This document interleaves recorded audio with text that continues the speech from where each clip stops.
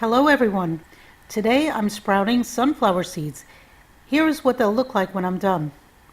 These are very delicious and nutritious to eat. They have a milder taste and a crunchier texture than, say, pea shoots, and they go with almost anything.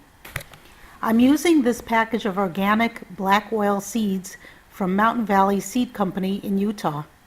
I found their seeds to have a very good germination rate and they are certified organic.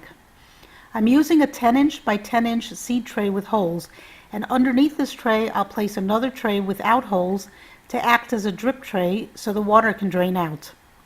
I'm measuring out 2/3 of a cup of seeds.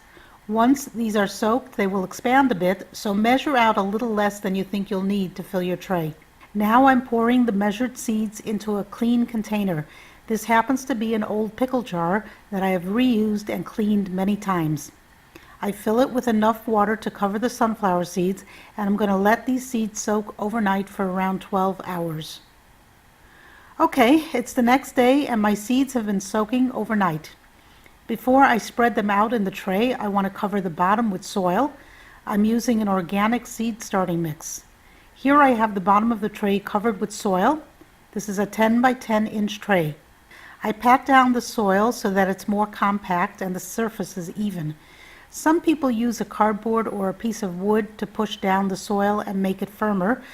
I just use my hands. Okay, so here I have my seeds, which have been soaking overnight, and I try to spread these out evenly over the surface of the soil. When I'm done spreading the seeds out, I pour a little more soil on top of the seeds, just a very thin layer, and then wet the whole area until it's nice and wet.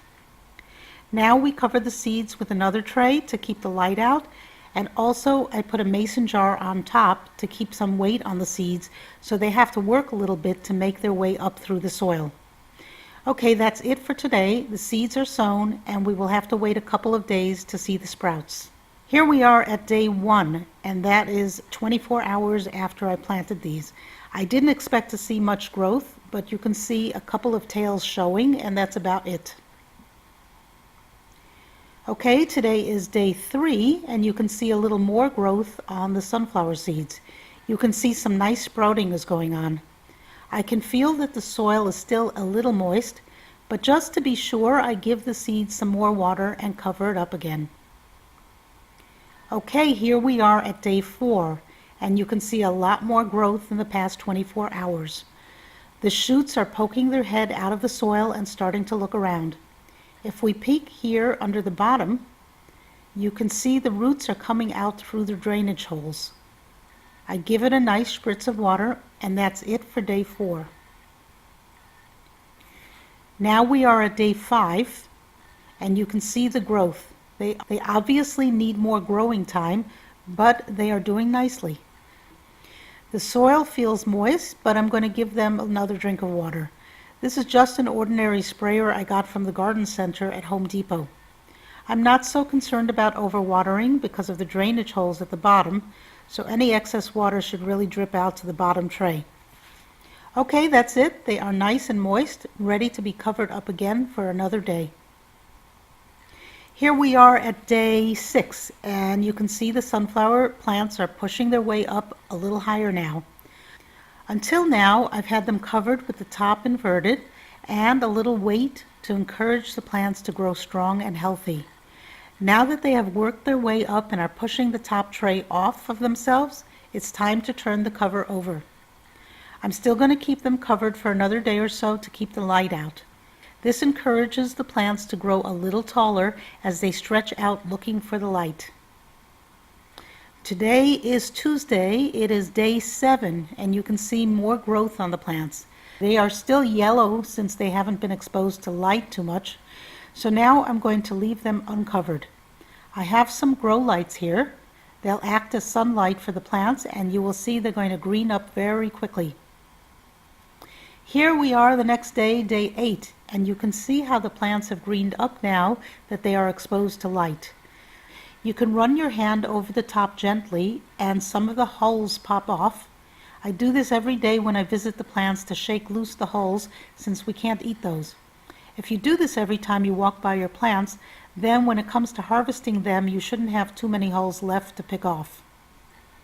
Okay, it is the next day, day 9, and I am still brushing the tops of the plants every day when I walk by.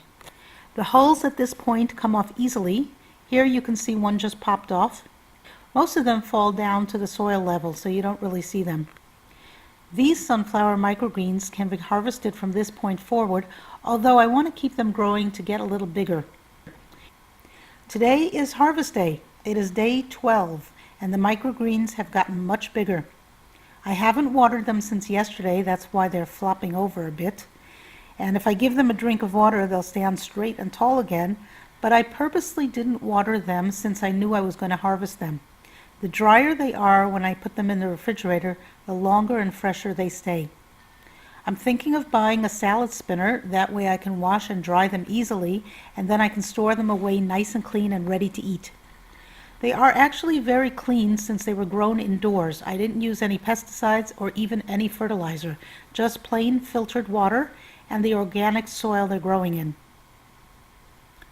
I'm using a scissor to cut through the stems and bunch by bunch harvest the entire tray. The sunflower microgreens are by far the most favorite taste-wise than all the other microgreens. They don't have any bitterness even if I let them grow too long, and they're so hearty and satisfying to eat.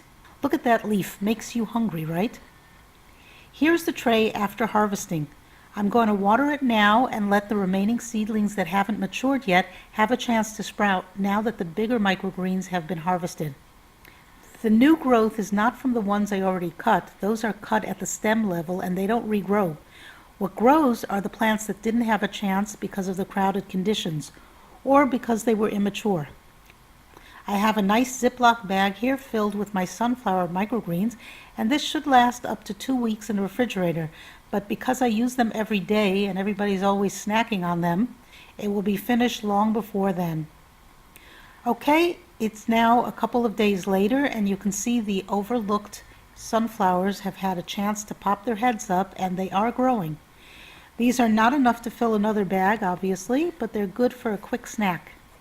Well, that's it for growing sunflower microgreens from seed to harvest. I hope you enjoyed this video. Give microgreens a try and start with sunflowers. They are probably the easiest microgreen to grow. Enjoy growing them and then eating them.